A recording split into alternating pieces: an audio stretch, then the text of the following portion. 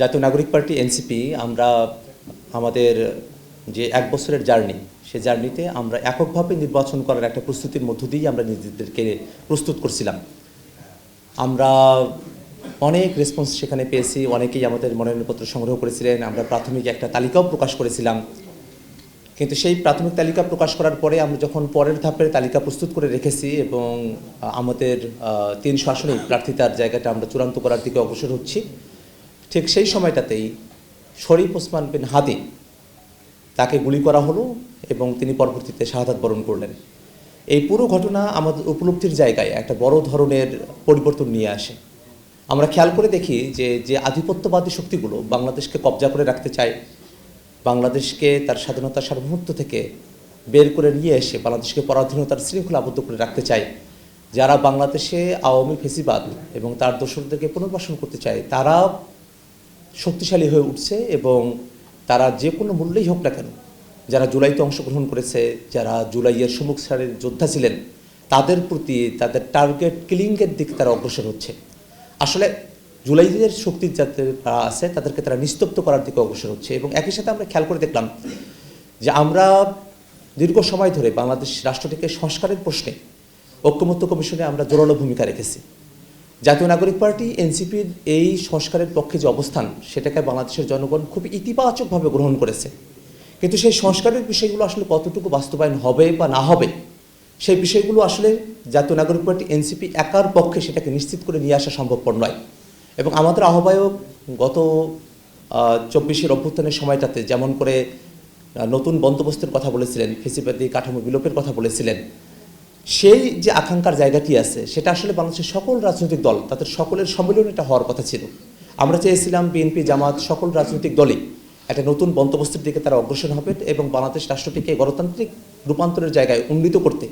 সংস্কারের যে ব্যান্ডেডগুলো আছে তার সঙ্গে তারা অ্যালাই করবেন এবং সেটাকে তারা বিনা বাক্যে নির্দ্বিধায় গ্রহণ করে বাংলাদেশ রাষ্ট্রটাকে নতুন করে গঠনে তারা ভূমিকা রাখবেন। কিন্তু আমরা খেয়াল করে দেখেছি যে ঐক্যমত্য কমিশনে সংস্কারের বিষয়গুলোতে যখন আমরা কথা বলতাম, তখন বরং বিএনপির সাথেই সংস্কারের ইস্যুগুলোতে অন্য রাজনৈতিক যে দলগুলো আছে তাদের এক ধরনের মতভিন্নতা দেখা দিত। সেক্ষেত্রে এনসিপি এবং জামাতের সংস্কারের প্রশ্নে এক ধরনের ন্যাচারাল অ্যালাই তৈরি হয়। যেহেতু বাংলাদেশের সংস্কার বাস্তবায়ন করাটা জাতীয় নাগরিক পার্টি এনসিপির অন্যতম প্রধান লক্ষ্য এবং আমরা বাংলাদেশটাকে আগের কাঠামোতে ফিরতে দিতে চাই না, সে কারণেও আমরা এককভাবে না থেকে বরং আরও শক্তিশালীভাবে আর অনেকের সঙ্গে একত্রিত হয়ে সামনের যে নির্বাচনী বৈতরণী আছে সেটাকে পার করার আমরা সিদ্ধান্ত গ্রহণ করি। এবং প্রসঙ্গত উল্লেখ্য যে বাংলাদেশে ফেসিবাদের বিচারের যে কার্যক্রম পরিচালনা হচ্ছে সেটাকেও নানাভাবে বাধাগ্রস্ত করার এক ধরনের প্রবণতা রয়েছে এবং বাংলাদেশকে একটা দুর্নীতিমুক্ত বাংলাদেশ, একটা জবাবদিহিতার জায়গায় বাংলাদেশকে উন্নীত করা, একটা গণতান্ত্রিক বাংলাদেশে যে আমরা স্বপ্ন দেখি, একটা সিস্টেমেটিক ওয়েতে বাংলাদেশকে পরিচালনা করা, একটা পলিসি নির্ভর রাজনীতির দিকে অগ্রসর হওয়া, এই প্রত্যেকটা বিষয়ে বাংলাদেশকে যদি আমরা সামনের দিকে অগ্রসর করতে চাই, আমরা জাতীয় নাগরিক পার্টি এনসিপির সাথে করে আর অনেকগুলো রাজনৈতিক শক্তিকে সাথে নিয়ে আমাদের অগ্রসর হওয়া প্রয়োজন। এমন একটা প্রেক্ষাপটে বিচার সংস্কার বাস্তবায়ন করা, আধিপত্যবাদ মুক্ত, দুর্নীতিমুক্ত নতুন এক বাংলাদেশের প্রয়োজনে আমরা জাতীয় নাগরিক পার্টি এনসিপি, জামাতে ইসলামের নেতৃত্বাধীন তৎকালে 8 দলীয় যে রাজনৈতিক জোট, তাদের সঙ্গে সমঝোতার মধ্য দিয়ে একত্রে সামনের যে নির্বাচনী বৈতরণী আছে সেটা আমরা পার হতে চাই। আজকে যুক্তরাষ্ট্রের প্রতিনিধি দলের সঙ্গে জাতীয় নাগরিক পার্টি এনসিপির যে প্রতিনিধি দল সাক্ষাৎ করেছিলেন, তারা আমাদের দলের তরফ থেকে এই যে প্রেক্ষাপট সেটা যুক্তরাষ্ট্রের প্রতিনিধিদের কাছে উপস্থাপন করেছেন এবং এনসিপি, জামাতে ইসলামী যে একত্রে একটা জোটের মধ্য দিয়ে 11 দল নির্বাচনী বৈতরণী পার হতে চায়, যে প্রেক্ষাপটের মধ্য দিয়ে এটা গঠিত হয়েছে, তার সমস্ত কিছু যুক্তরাষ্ট্রের প্রতিনিধিদের কাছে ব্যাখ্যা করা হলে তারা এই যে বাংলাদেশের গণতন্ত্রের স্বার্থে জনগণের যে কোনো সিদ্ধান্তকে তার ইতিবাচক হিসেবেই তারা দেখেন। এবং আমরা তাদের কাছে বর্তমানে যে নির্বাচনের যে পরিস্থিতি, আমরা দেখেছি যে নির্বাচন আগে থেকেই বাংলাদেশের আইন শৃঙ্খলা পরিস্থিতি একেবারেই তলানিতে আছে এবং পরবর্তীতে হাদি ভাইকে হত্যা করা হলো। আমরা দেখেছি যে গতকালও আসলে একজনকে খুন করা হয়েছে। এই যে খুনের ছড়াছড়ি, এই যে আওয়ামী দোসর এবং আওয়ামী লীগের যারা এবং ছাত্রলীগের যারা গুন্ডারা, তাদের কাছে এখনও অবৈধ অস্ত্রগুলো রয়েছে, সেটাকে যে উদ্ধার করা সম্ভবপর হলো না, এই যে হাদি ভাইয়ের খুনিদেরকে এখনও গ্রেফতার করা সম্ভবপর হলো না, এই পুরো পরিস্থিতিটা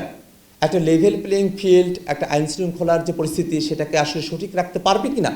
সেই ব্যাপারগুলোতে আমরা আমাদের কনসার্ন তাদের কাছে আমরা উপস্থাপন করেছি। পাশাপাশি দীর্ঘ সময় ধরে যুক্তরাষ্ট্রের সাথে বাংলাদেশের একটা বন্ধুত্ব ভাবপূর্ণ সম্পর্ক রয়েছে। আমরা বাংলাদেশের স্বার্থে, আমরা গণতন্ত্রের স্বার্থে এবং পারস্পরিক যে বন্ধুত্বপূর্ণ সম্পর্কের স্বার্থে জাতীয় নাগরিক পার্টি এনসিপি এবং বাংলাদেশের সাথে যুক্তরাষ্ট্রের যে ধারাবাহিক সম্পর্ক সেটাকে বহাল রাখা এবং সেটাকে আরও একটা গাঢ়তর জায়গায় নিয়ে গিয়ে বাংলাদেশের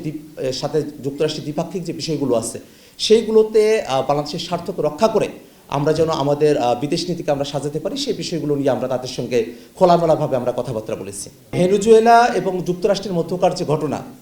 সেটা আন্তর্জাতিক যে রীতিনীতি সেটা বিরুদ্ধ এবং আমরা মনে করি যে